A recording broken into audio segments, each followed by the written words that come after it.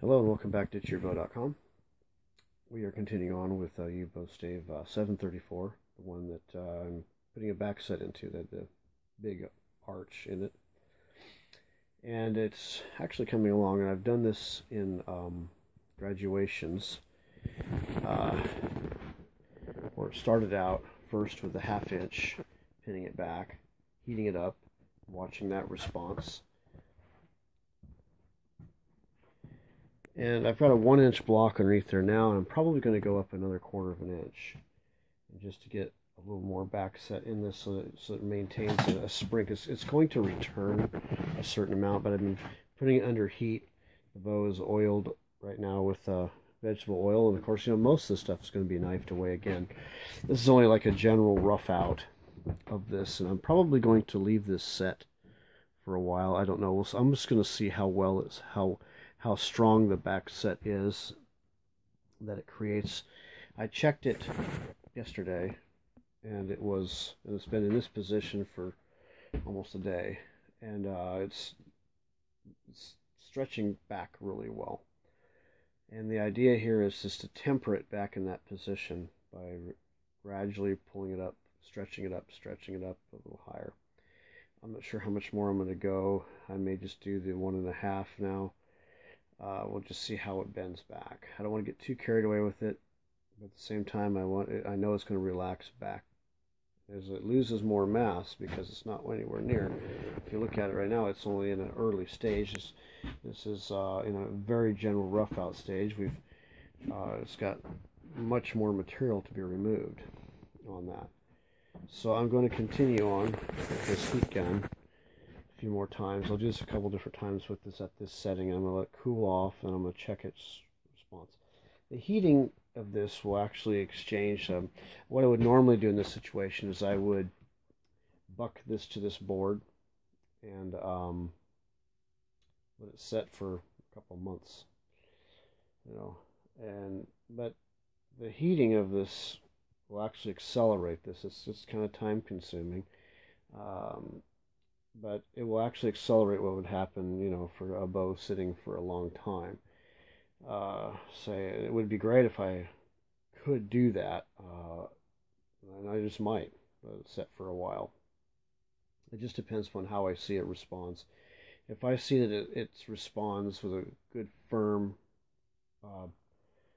return, or it's maybe a little bit past level or flat, and it feels really stable, I may just go ahead and work with it and see what happens with it, just out of curiosity, if anything. Kind of a blend of curiosity and impatience, which is not really a good rule in bow making. You do need to be quite patient.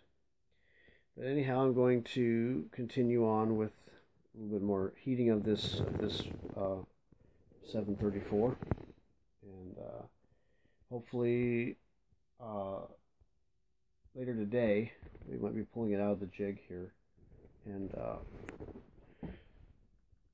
if you look at it, it's got quite a back set in it now. It's actually holding back quite well. It's just this limb, when I release it, it reduces. It's not popping up nearly as bad.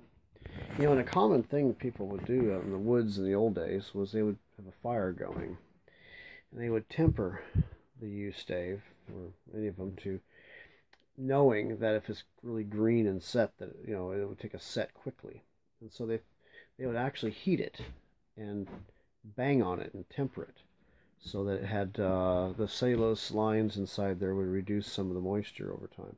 I mean, it's still preferable obviously for a stave to sit and cure over time, because as a bow dries out, or any wood dries out, it begins to check, and if you already have something in a certain form, it's going to follow its nature. Is going to probably distort the shape of the bow. It's the thing about self bows, and I have seen this happen before over time. Of some of the older bows I've made a while back, if I didn't really take a stick that was really well cured, it actually began to either take a very strong set and or checks and kind of turns and twists a little bit.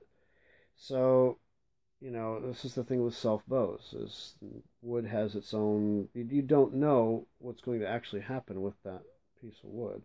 It has its own little rules within its that you don't know about. It's impossible to predict all of it. You can get an idea of some of it, you can get general ideas of what can happen, but in this case, the best choice is to be able to have dried out material. This stave here was about 8 to 10% before I started working with it at all.